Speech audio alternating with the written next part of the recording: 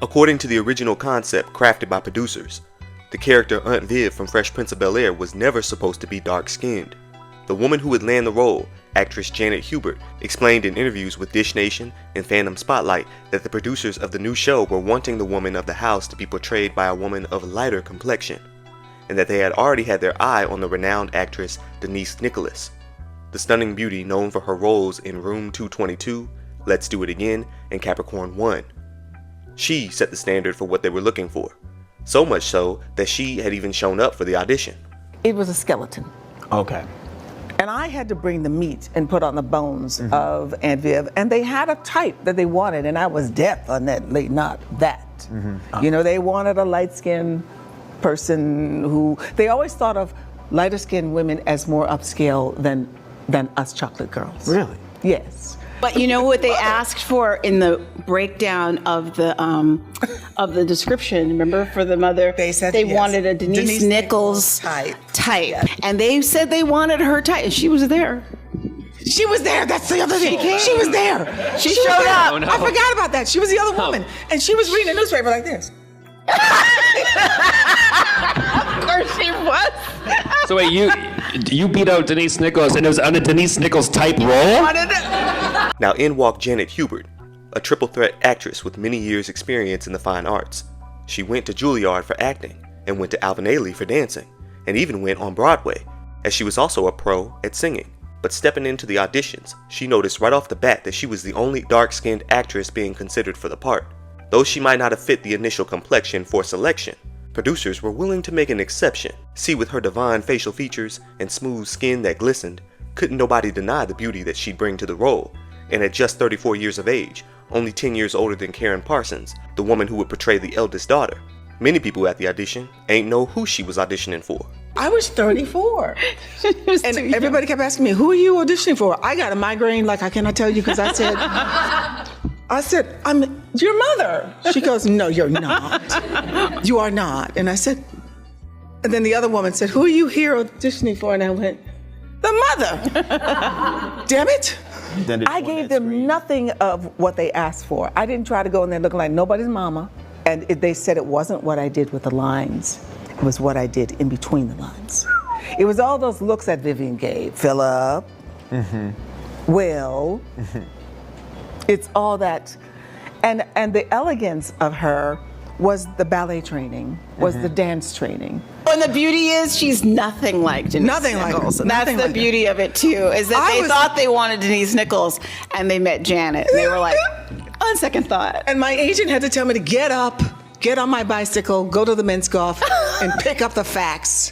Because I was like, I don't want to do a sitcom. What's a sitcom? I do theater. Now with a background in theater, there was a high level of poise and professionalism that Janet not only displayed, but urged other cast members to maintain. But Will was goofy, and this was his first acting gig, so he was carefree with it. And Janet had to get used to the laid-back atmosphere of being on a sitcom, which was a bit of an adjustment, but the cast got along pretty well in the beginning, and the show would be an instant hit, and would go on to become even more successful as time and the seasons progressed. And seeing the importance and impact that black family shows were having on the community, Janet pushed limits on the show in many different aspects, and wasn't just going to play a supporting motherly role in the background. She wanted Aunt Viv to have her story, and we, the audience, got to see her triumphs, with Janet incorporating her singing into an episode where so many people adored her character's vocal chops, and she even got offered a singing gig. We saw Janet incorporate her many years of dance into her iconic dance number, where she outperformed women half her age. We got to see her be vulnerable in her insecurities with age, which a lot of women were able to relate to. And as the matriarch of the family, we got to see the fierceness when that mama bear came out to defend her loved ones, and she wasn't bound down to the wicked powers misusing their authority. Also, she was multifaceted, with an exciting career in teaching, having studied law at university. As a professor, we saw her express the importance of not only education, but of black history and excellence, like the episode where she would become one of Will and Carlton's teachers, and was the first to bring black history to their academy, but also broke down the seriousness of being knowledgeable in where you came from, with her character telling Will's character, you can read that book, you can wear the t-shirts, you can put up the posters and shout the slogans, but unless you know all the history behind it, you're trivializing the entire struggle. Yes, Mrs. Vivian Banks was a force to be reckoned with, and her character as relevant and integral to the show as any other. She was even nominated for an NAACP Image Award for Outstanding Actress in a Comedy Series. But the same no-nonsense energy that her character was praised for on screen didn't translate well off-screen. You see, many of her shining moments on the series were ones that she had to fight for to be included, but in the end she'd be proven right time and time again, as the audience loved her performances, which she was used to breaking down barriers, so this was nothing new. But as the show gained more popularity, she became more insistent on making sure that the cast and crew gave top-notch performances and kept the goofing off to a minimum. And much like her character, she was about that corrective action when she felt it necessary. Like when Will used to tell his "you're so black" jokes to the audience before the show. One joke in particular struck a nerve when he said, "Your mama's so black that when she looks at her shoes, she thinks she's looking in the mirror, ha ha." And at that point, Janet came out and stopped his performance, and the audience went, "Ooh." She later said he didn't understand how unbelievably disrespectful that was to women like me. She wanted the team to tighten up, but other cast members wanted her to loosen up. It was crazy. She went nuts. Long story short, and there were days when we were on the set and she would literally go off on people, and it got to a point by the time the second season came around where we're like, this is unacceptable. Janet Hubert was never difficult on that set. Janet Hubert was so professional, it wasn't even funny. I think Will simply needed to win, and I think sometimes when you get caught up in a lie, and those things never happened. She never left the set, I never left the set. We got along great. I think he was young, and he was inexperienced, and I think he simply had to win. According to Janet, her only crime was being too top tier to handle, saying in 2016, "I come from the school of you don't just get a check, you have to be responsible of what you put out there. I took my job very seriously.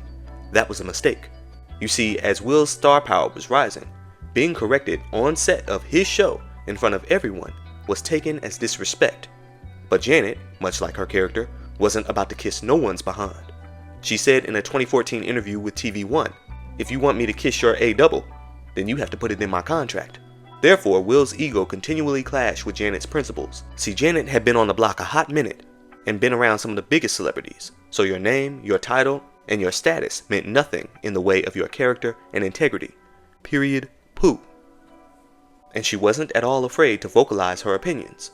And deep down, Will was wanting Janet's approval, and felt as though he was losing his grip on maintaining the best image in her eyes.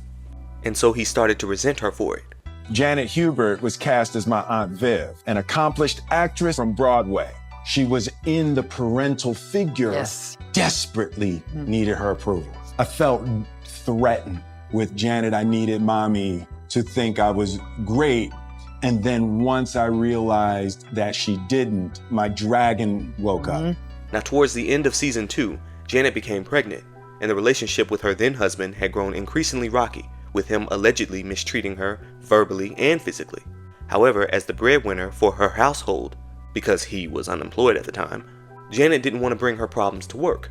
Meanwhile, she was dealing with elevated levels of maternal emotional distress, and she handled it the only way that she, as a first-time mother, knew how, which was to shut down emotionally. She said, "I was no longer laughing, smiling, joking, because there were things going on that nobody knew about." But her doing this was also taken as disrespect, because all Will knew was that his ego wasn't being stroked, and since Janet didn't want to laugh at his jokes, he ordered her to stay confined to her dressing room, in between takes, separating her from the rest of the cast. I had been banished, and they said it was you who banished me because I didn't laugh at your jokes. Then they ordered me to stay in my room. I couldn't come out on the stage, and I wasn't unprofessional on the set. I just stopped talking to everybody because I didn't know who to trust. You know those words, calling a black woman difficult in Hollywood is the kiss of death. And it's hard enough being a dark-skinned black woman in this business. Now what was also the kiss of death, especially back then, was when a female lead unexpectedly became pregnant. Oh, the entertainment world used to punish female actors, singers, and performers for getting pregnant, and Janet's punishment came in the form of reduced screen time, as NBC offered her a deal of appearing in only 13 out of the 26 episodes for the upcoming 4th season, which was only 2 months and 2 weeks worth of pay. And due to her contract, she wasn't allowed to work or film anywhere else, which was a slap in the face, and their way of diminishing her contributions to the show. And as a new mother with an unemployed husband, now more than ever was the time to fight, to put to good use all of what Aunt Viv the character advocated for, the same way she would have if she were in the same boat. And thus, Janet rejected NBC's offering and tried to negotiate a better deal for her and her family, which also included a $5,000 raise. NBC, however, scoffed at this idea, and they were over Janet, a woman who was nothing like what they originally wanted as the mother of the house anyways. It was one thing for her character to read that book, wear the t-shirt, put up that poster, and shout the slogans. But as an actress, lucky that her skin tone didn't disqualify her completely, she was expected to just be grateful to have the opportunity to represent black beauty in a way that so many other dark-skinned black women were barely allowed to on television at the time. They didn't want somebody who was going to rock the boat and demand respect from authority, speaking up when they're wrong. They didn't want somebody who was going to work the middle and make sure that each star stayed on their P's and Q's at all times, as this came across as micromanaging. They also didn't want somebody who was going to change positions and self-advocate, because now you the boss telling me what I should pay you? How dare you demand human decency? Don't you know you black? Oh, but Janet was very much aware of the role that her blackness played when it came to the powers that be at NBC. Janet told Jet magazine at the time, and I quote, "The offer they made me for 13 episodes was an insult. When you pay the white boy Ted Danson $450,000. Blacks are the lowest paid performers on television. Here I was asking for a $5,000 increase. They wanted me to be a good little Nick woman and accept their first offer and come back to work." Now in the end, NBC would make a total of 3 offers, and the third offer wasn't looking much better than the first. And this is where someone like Will Smith, who had the power and influence, could have came through for Janet. But because their relationship was strained, he wasn't about to save her. I seem to remember at option time coming to you and saying, you know what, Will, you're the star of the show. Why don't we all get together? And with you, maybe we could get a little raise. Maybe the network, since you know the show is such a hit, and you being the star of the show, your influence would help us greatly, like they did on Friends, like white shows do. Remember that? Do you remember that? Because I do. And your response to me was, my deal is my deal, and y'all's deal is y'all's deal. Now actor Joseph Marcel, who portrayed Jeffrey, the butler, reached out to Janet and urged her to take the deal, as it was Will's show, and for her to look at the bigger picture of just how powerful the character of Aunt Viv was. She was practically the female lead on the show when you think about it. The show is called The Fresh Prince of Bel-Air, and the leading actor in the show, the name that comes first is Will Smith. Correct. You know, and you know that's how it is, and that's how it should be. And I feel that perhaps Janet was not able to deal with that. And Will was asking me, what do I think? Should Janet leave? Should he get rid of her? Should he support her? And I said, you know, you have to do what you have to do. And if you must speak to Janet, you must sit her down and the two of you, you know, iron out your differences and come to a point of reconciliation. Janet called me and I said, Janet, sweetheart, you have to look at it the way it's set up. It's Will's show, you know, yeah. and he's given you as best. I'm sure he could give you more, but he's given you are the female lead of the show. You really are. Eventually, Janet would disregard her principles and accept the offer, but by that time the deadline for the offer had passed, and in one of the most controversial moves in black television, her role would be infamously recast to an actress who actually fit the original image that the team was going for. NBC would release a statement saying, "We were unable to reach an agreement in renegotiating Janet Hubert-Whitten's contract for the next season of Fresh Prince. She will not be returning to the show." Amidst the chaos that ensued, Will would go on the V103 radio station in Atlanta and blamed everything on Janet, saying, "I can say straight up that Janet Hubert wanted the show to be the Aunt Viv of Bel-Air show, because I know she's gonna dog me in the press. She has basically gone from $250,000 a year to nothing. She's mad now, but she's been mad all along. She said once, I've been in the business for 10 years and this snotty-nosed punk comes along and gets a show? No matter what, to her, I'm just the Antichrist." Now fans were completely baffled by these statements, as the cast had such great chemistry together and showed no outward signs of internal struggles.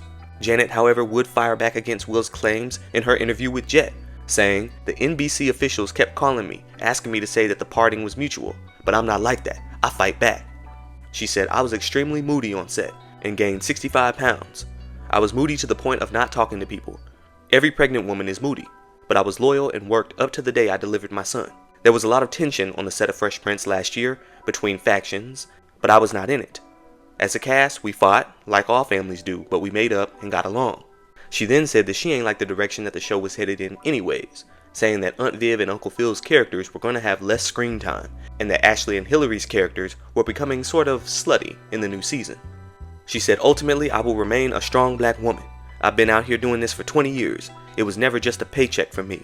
I have to think about dignity and pride, as well as my mortgage payments. But to the entertainment world, Will Smith's word was bond, and Janet's attempts to explain her side fell on mostly deaf ears, as she and her family were in for a financial world of hurt. She later revealed in her memoir that her marriage dissolved soon after her departure from the show, and that she found it hard to find steady work as an actress being blackballed by NBC. Even several of her close family members denounced her for bringing shame to the family name. So much of what you said just destroyed, and everywhere I went, everybody just beat me up. We lost our house. I lost everything. Reputation, everything. You took all that away from me. With your words. You know, words can kill. And she made it very difficult for us to work. And unfortunately, she was then fired. They brought in Daphne Maxwell Reed, who we absolutely love, and we moved on. Oh well. In the fall of 1993, audiences would see a new face as the revised Aunt Viv, and that was actress Daphne Maxwell Reed, who had her own unique beauty. She was a model who had become the first black woman to grace the cover of Glamour magazine back in the day. And man, a lot of youngins don't know this, but light-skinned Aunt Viv used to turn heads during her come up. Before her rise to fame with acting, she got a degree in interior design and architecture from Northwestern University, where she became the first black woman to be named homecoming queen, a decision that was protested by many of her non-black classmates. Daphne herself would end up partaking in a 36-hour protest in the bursar's office as the first major sit-in in the university's history. It ended with the university leaders negotiating with students and committing to enhancing services and support for black students related to admissions, housing, curriculum, counseling, etc., which then resulted in the designation of the Black House up at the university. Though Daphne had her fair share of racial battles, her stunning good looks was always a topic of conversation, and by 1990, with over 25 appearances on different TV shows and movies, her overall presence, as well as her personality, was more palatable for the network. Matter of fact, when Fresh Prince was just starting out, the producers had reached out to Daphne and asked if she would audition for the role of Vivian Banks. At the time, her crime-themed comedy drama series that she did with her husband, called Snoops, had just ended after only one season. But when producers pitched the idea of this new show revolving around a rapper, she shot it down. You see, at the time, hip-hop was still in its early stages, and while combining rhythm with poetry was the clever new trend amongst the young folks, not all rhymes were knick-knack paddywhack. In the late 80s, you saw the rise of rap groups like NWA, and the themes in rap had become far more violent, and particularly misogynistic. The Reeds, however, had an image to uphold, one of class, and they were very intentional about showing positive black representation on TV. And at this point, no rappers had their own sitcom centered around themselves. None. So no one knew what to expect. You actually had an audition when the show originally was I produced. didn't take the audition. I didn't go. Oh, why not? Because it was with a rapper and I wasn't interested. Rap had just started back in the late 80s. And I wasn't a big fan of where it was going. So for me to be working with a young rapper on a sitcom, I just didn't think that was going to be a fun thing to do. So I moved to Virginia with my husband and watched TV that fall and said, oh, what a cute show that is. Oh, that's the young rapper. So 3 years later when they called me, there was no hesitation. I was on a plane ready to go. Daphne later admitted that her own personal biases blocked her blessing. So when NBC came calling again in 1993 after dark-skinned Aunt Viv was let go, and they said, hey, Daphne, you want this spot we offered you earlier? We trying to go back to light skin. She jumped at the opportunity, though she later admitted that she knew nothing about there being a fallout with Janet or about Janet's black persona being too hot to handle, too cold to hold for the network execs, as well as Big Will himself. But the network loved Daphne because she was a happy to be here type of person, and didn't mind stroking Will's ego. As far as she was concerned, hell, he earned it. However, Daphne's portrayal of Aunt Viv was like night and day compared to that of Janet. Daphne portrayed a sweet and smiley woman, void of any real depth, fierceness, or flame inside that might rise against the powers that be. And though this portrayal frustrated many fans who had grown to love and adore Janet's portrayal, this was done by design. What you were witnessing wasn't them trying to replace a darker skinned woman with light skin for dramatic effect. No, what you were witnessing was them reverting back to the original concept, because, allegedly, this had to be much deeper than simply replacing Janet with another brown-skinned beauty would have been. The folks in charge wanted someone far removed from who Janet was. Lighter skin was associated with higher quality, less mouth, less resistance, less combativeness. They had wanted Aunt Viv to embody more of the Carol Brady type, for those of y'all who watch the Brady Bunch. As for y'all youngsters, think along the lines of, I don't know, SpongeBob's grandma. Like, I know that's a wild concept, but think about it. They wanted somebody who was going to pamper you, someone who was sweet all the time with hardly any assertiveness or dishing out long-standing consequences for any disrespect that their character faced. And where OG Aunt Viv was ready to throw hands whenever somebody crossed that line, Aunt Viv 2.0 would give a really stern look like you know you wrong, and simply storm off. But for the most part, Daphne's portrayal was of a woman who was very agreeable, not one to really challenge authority. She was not that Aunt Viv that was going to pull up on Carlton when he went all gangsta in Compton, or the Aunt Viv that was going to get up in cops' faces when they wrongfully arrested Will and Carlton. Nor was she the Aunt Viv to be outdancing 20-year-olds, okay? Instead, as the mother of a newborn, light-skinned Aunt Viv fell into a role that so many other mothers fall into after giving birth, which is the loss of identity, where every second of your being is tied to taking care of them babies. And even though Aunt Viv already had 3 older children, with Janet, she had an outlet. She was still her own person. With Daphne, she was the mother tending to that baby child. And this drastic change solidified the removal of everything that Janet had put into her role. All of a sudden, erased was any trace of that woman. The woman who was super bold, fierce, very opinionated, and unafraid to go against the powers that be on a moment's notice. However, the show would suffer without Janet, and Aunt Viv's character would be relegated to a background role, as Will and Carlton going to college became more of a center focus. They had actually planned to end the series after the 4th season, but they'd get the green light for 2 more seasons later on. Now, Daphne would catch heat from many audiences for not stepping fully into Janet's shoes, which would have been impossible to replicate anyways. But I will say, in Daphne's defense, she's a good actress for what she does, and had this role been hers since the beginning, no one would have batted an eye or felt any ill will towards her. She wasn't bad, she just wasn't Janet at all. However, she too would be nominated for an NAACP Image Award for her role as Aunt Viv. Hers was for the Outstanding Supporting Actress in a Comedy Series. But for longtime fans, the damage was done, and some fans have said they would not watch an episode if it featured her instead of Janet. Now, in the years that followed, Janet had several 1 to 2 episode guest appearances in several shows like Jamie Foxx Show, All My Children, Bernie Mac, Gilmore Girls, and House of Pain, to name a few, so her career wasn't completely washed away. But her reputation of being quote-unquote difficult preceded her into every audition, and she blamed black people for upholding the notions that she was ever difficult, and when she tried to publish her memoir titled Perfection Is Not a Sitcom Mom, she said black people gave her the most heat for it.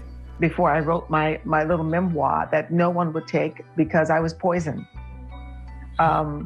I was poison to everyone. Everywhere I walked, everywhere I went, everybody used it. It became the weapon. It became their kryptonite. I was blackballed especially blackballed by the black community as well. I'm angry more at the black community who threw dirt on my grave. You know, I've done amazingly good things in the past, but they loved to pick up on dirt. But as time went on and resentment festered, with Will only becoming more famous and Janet more disregarded through racism, colorism, ageism, the whole 9 yards, she found a creative outlet through the art of social media dragging, and periodically went on tirades bashing both Will and Alfonso for the things they said about her in the past. She told the Griot, "I think what happened, because the audience was so on my side at the time, was that Will probably felt like he had to go out and he had to tell a lot of lies. Alfonso went out to a college and told a lot of lies. But the problem is I have proof that a lot of that didn't happen." She also told OMG Insider that Will did some heinous, horrible things to me. They were like bad kids, Will and Alfonso, especially Alfonso. He said that I was crazy and that nobody wanted to go to lunch with me. And with every mini reunion photo that surfaced without her, she had an accompanying statement to go along with it. She told TMZ there will never be a reunion, as I will never do anything with an a-hole like Will Smith. He is still an egomaniac and has not grown up. This constant reunion thing will never happen in my lifetime unless there is an apology, which he doesn't know the word. After another reunion photo surfaced, she took to Facebook and wrote, I know that the media, Alfonso Ribeiro, has posted his so-called reunion photo. Folks keep telling me about it. He was always the swipe for Will.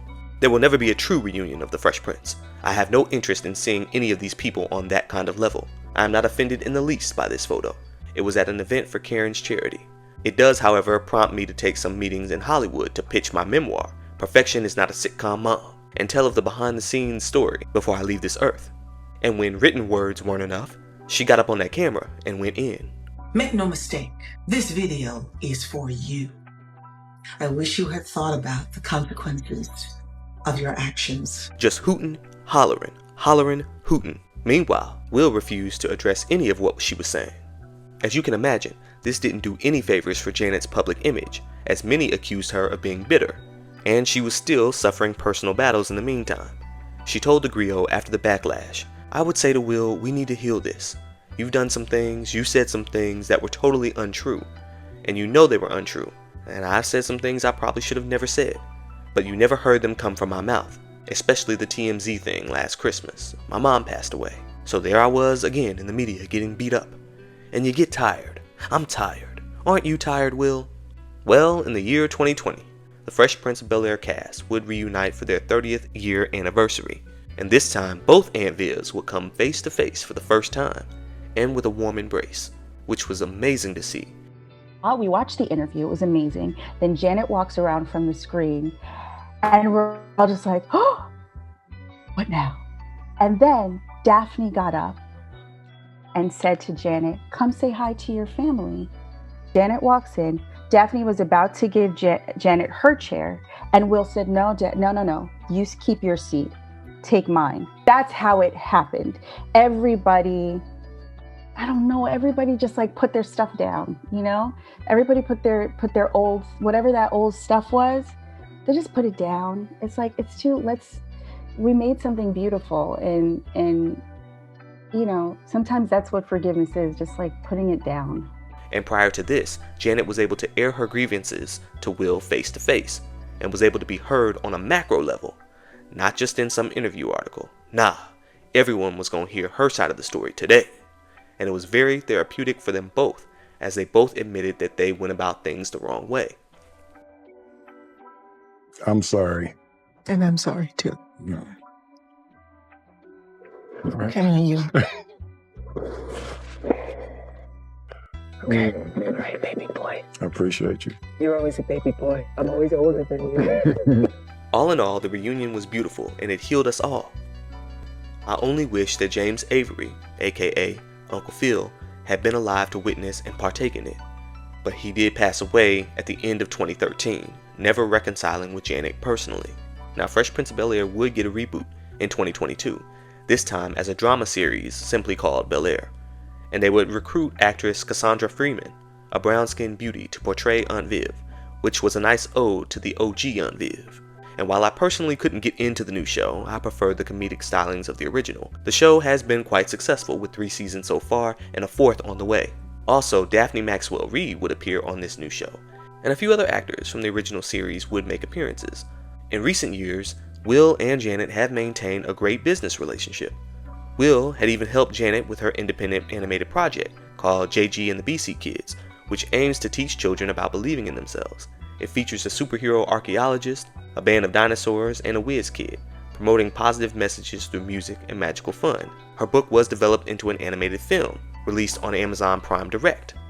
Will and his team not only helped build a website for the feature, but also promoted the project on his social media platforms, and last year he showed up to an event for the Embrace Girls Foundation, where he and Janet read the book aloud to children. So without further ado, let me introduce Will Smith. When I say Janet, y'all say Hubert. Janet. Janet. 1, 2, 3, 4. Take the dare. Read this book and you're almost there. because DC kids are everywhere. Dare to be different. I am bold. I am confident. I am me. And that's what I love to see, using your platform to uplift those who aided in your come up at the beginning of your acting career. We are good. We are very good. I know some people have the nerve to say to me, "Well, he ruined your career, and why you always talking about him?" And if somebody wants to lift me up and say that they're sorry, when a man can say, "I am sorry," publicly, vehemently, "I am sorry. I made a mistake," there is nobody can get in my way. I can forgive someone who honestly apologizes to me. And that's all I ever wanted. People love to, they're pissed off if we're getting along, and they're pissed off when we're not. People are just pissy, and they're going to be pissy. Whatever. And I say, they want to hold you there, you stay there. He and I know where we are, and we're good. You still my Aunt Viv. You still my Aunt Viv.